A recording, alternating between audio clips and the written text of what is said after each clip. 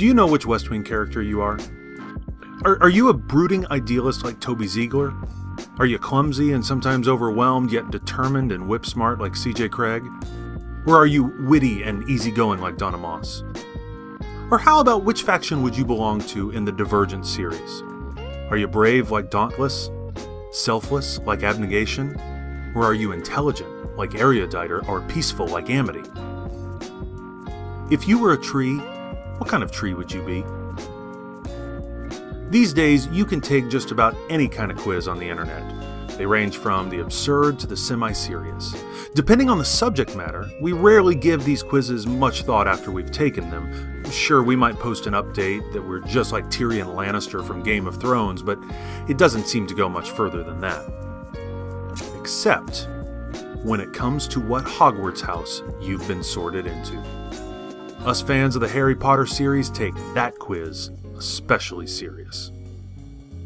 When J.K. Rowling's Pottermore brought back the Sorting Hat ceremony last year, all the Gryffindors, Hufflepuffs, Ravenclaws, and Slytherins in the land flocked to the website to take the new version of the quiz, and many, many people were heartbroken. Especially those who were informed that their true house was Slytherin. Everybody knows Slytherin is where the bad kids go, right? But people had been taking these Hogwarts sorting quizzes for years, and surely people had been sorted into a house they didn't want before, right? No big whoop. These tests were easy to game.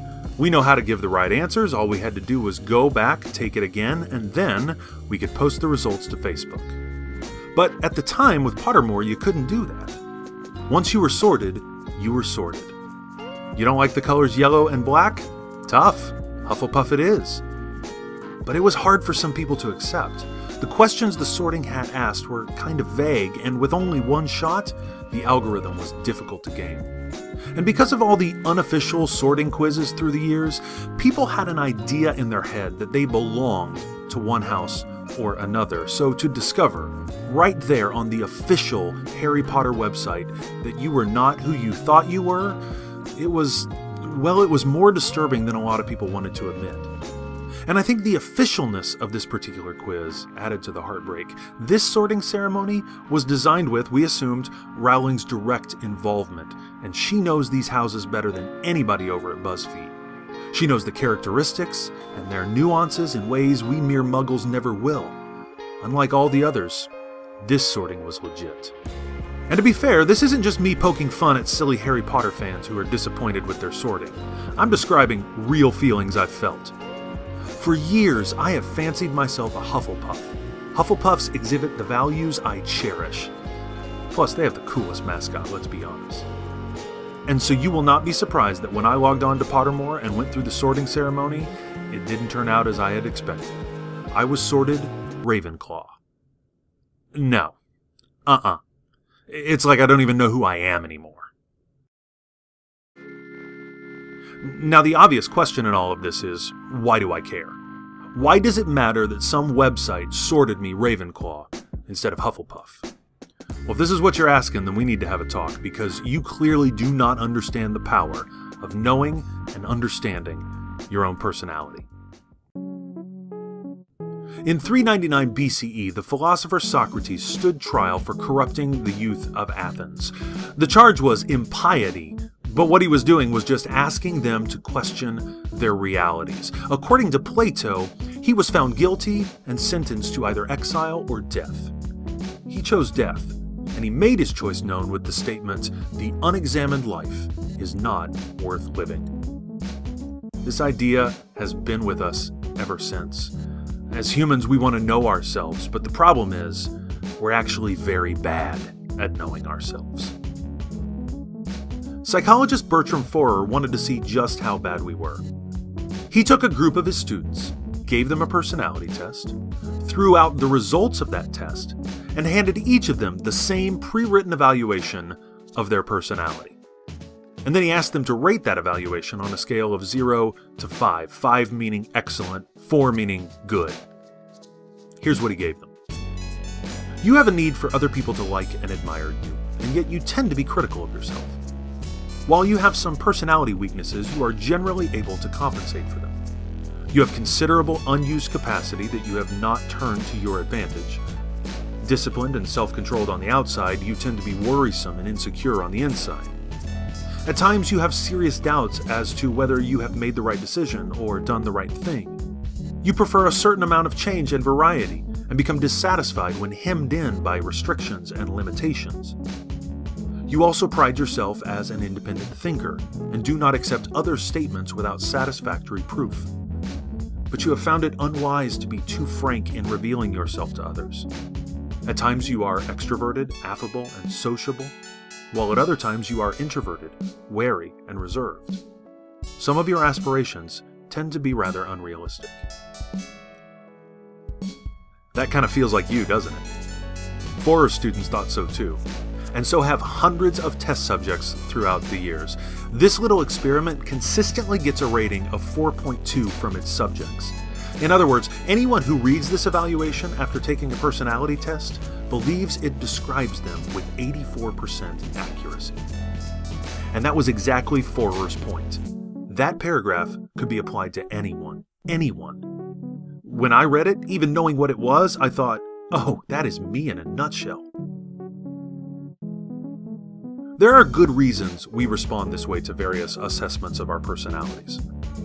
Forer himself thought it was just that humans were gullible, but I tend to think it has more to do with hope, or wishful thinking, maybe some vanity, or even just the tendency to try to make sense out of our own lived experience. But why we buy into these personality assessments is less interesting to me than what we actually do with them.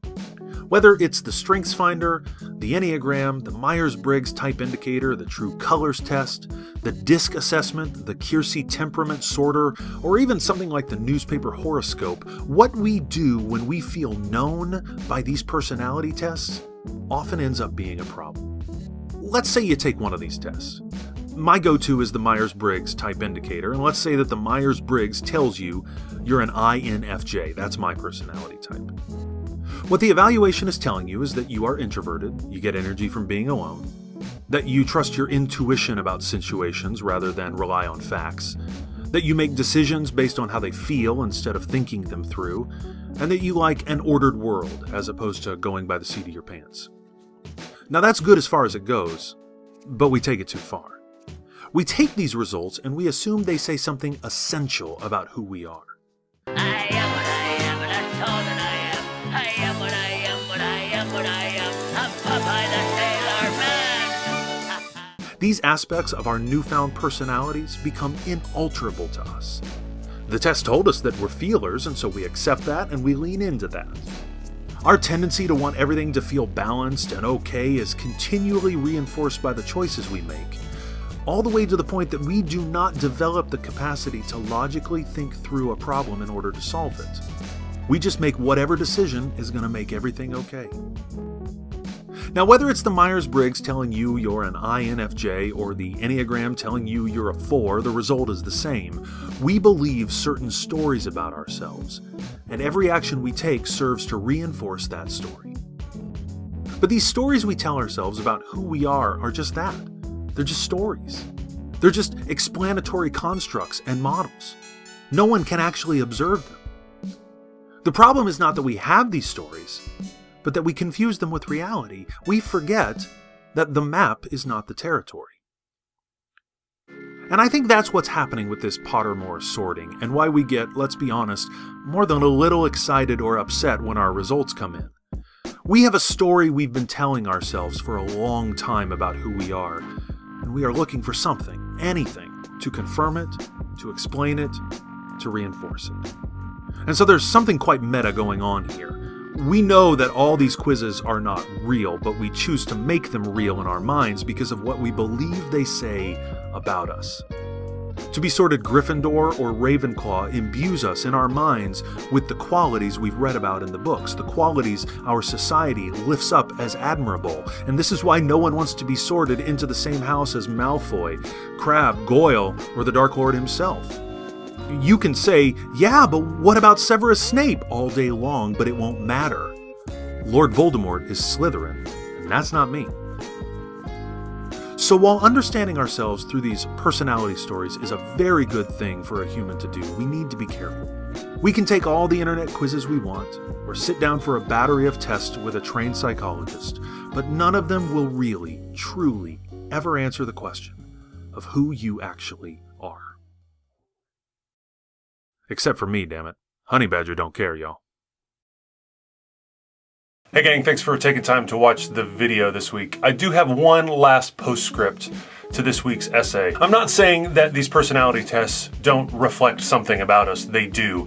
I get energy from being alone. You can call that introverted or whatever you want to. The reality is that's a part of who I am. What I'm concerned with is that we take these tests and we think that that's all that we are, and that there's no room for us to grow, there's no room for us to change, there's no room for us to decide to be somebody different. And the reality is we can be whoever we want to be. We all have tendencies about the way that we operate, the way that we see and live and move in this world, but we can be whoever we want to be. So don't let some Harry Potter sorting quiz or some Myers-Briggs or Enneagram personality test tell you any differently. You are you, and that's all that matters. All right. That's good enough for that. Make sure that you click and subscribe if you want to get all the videos. I've got some videos that I'm pondering in my head, some essays about our new president, President Trump. I've also seen this documentary Minimalism, and I've been thinking a lot about aestheticism and a lot about simplifying your life and a lot about what it means to live intentionally. So I want to do that. If you haven't seen last week's essay, it's right down there. So make sure and click and watch that. As always, please share this with your friends and with your family. Put it out on Facebook and Twitter and wherever else you share things. That is the number one thing that you can do to help me get the word out about this little project that I'm working on. I shouldn't say little, that's diminutive. I want a lot of people to see these things. I'm not going to be ashamed of it. And if you would help me, that would be fantastic. As always, like it on YouTube, like it on Facebook, or like it on Twitter, wherever you're at. But the best thing that you can do, if you would you share this with someone this week? Would you please? I think that would be a really nice thing for you to do. If there's anything I can do for you, leave it down in the comments. Otherwise, I will see you next week. Bye-bye.